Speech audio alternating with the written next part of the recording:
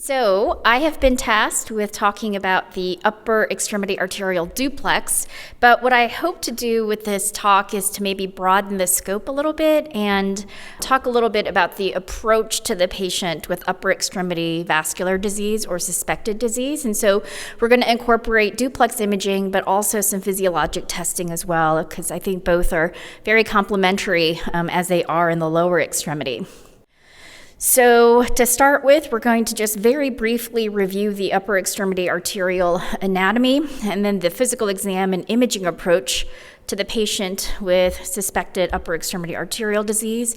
And we will be going through several case studies, which I hope you will find instructive and interesting. So I'm not sure what the specialty of all the people in the room are. I know there's a cardiologist, maybe there's some vascular surgeons. But whenever I get consulted about a finger that looks like this, I get a little excited because the upper extremity examination, really the differential diagnosis is not that broad. And once you have a good approach to it, you can be very systematic about thinking about these types of lesions.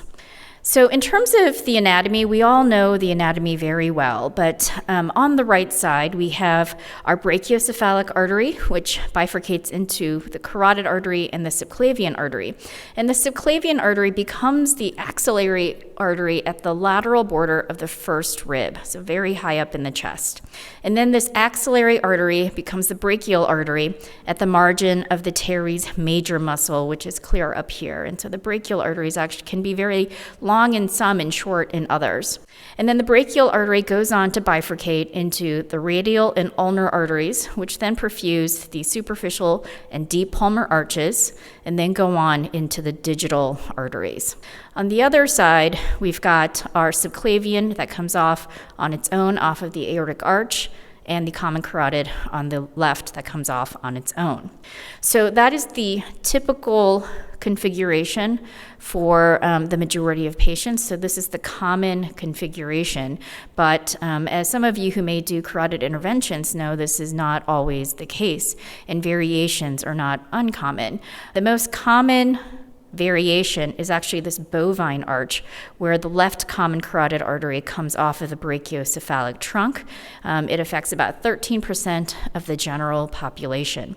And then you have other sort of variations as pictured in B here, where the left common carotid comes off as a branch of the brachiocephalic.